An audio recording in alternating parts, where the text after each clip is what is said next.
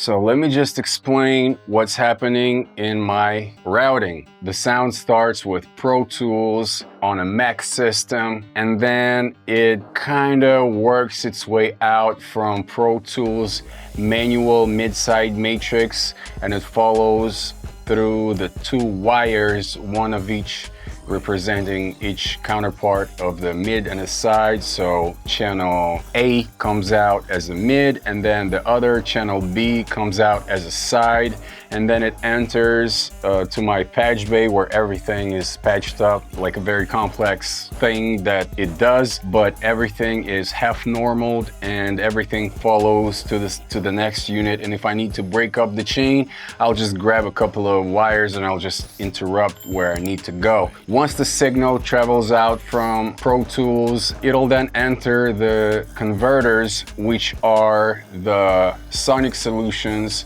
They are a company that were affiliated with Lucasfilms while doing Star Wars movies in the 90s. And as far as I know, these converters used to cost like a car. Now they're really hard to find and people can't even name the models that they are. It's not written on the body, but I know the models. I've been doing my research for a long time, and so I do know the models.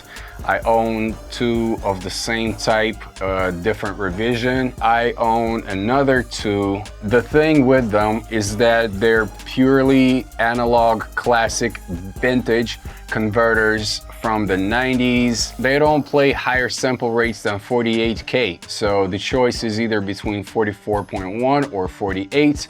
That's what I'm doing today. I'm working in 48, but 48K is fine with me. So what my chain does then is that it takes the signal from Apollo through patch bay. It follows to my Sonic Solutions converter, one of them.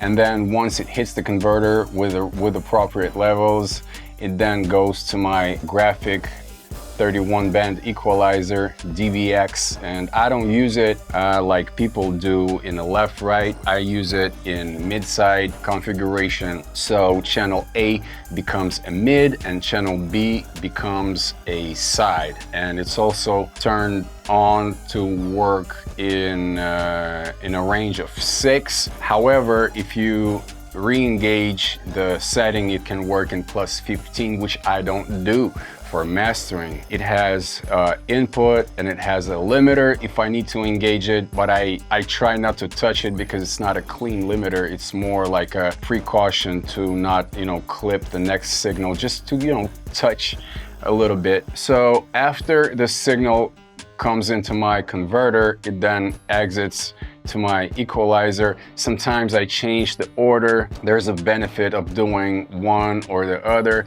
but this converter lets me have kind of like a tape mojo. It's not a clean converter, but it's a musical converter, and it has properties of tape, being it has a little bit of hiss.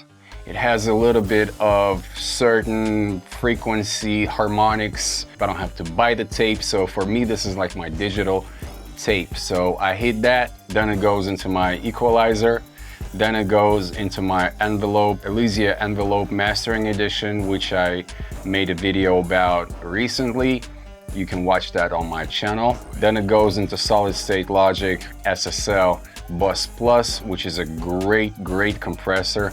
I have not shot a video about it yet, but I'm gonna review it, and it's gonna be a long video because this is SSL bus compressor on steroids. And believe me when I say that, on steroids. This is more advanced than any bus compressor from SSL brand themselves, Bus Plus being the most advanced one of them, even more advanced than the one installed in the SSL Duality Fuse console that Dr. Dre got last month, a couple of weeks ago. So he has that console, which is $500,000, and he also has bus compressor, which is SSL, but it doesn't have that many settings. So I do think that SSL Bus Plus is the bus compressor you need to look at if you want to grab an SSL type for yourself.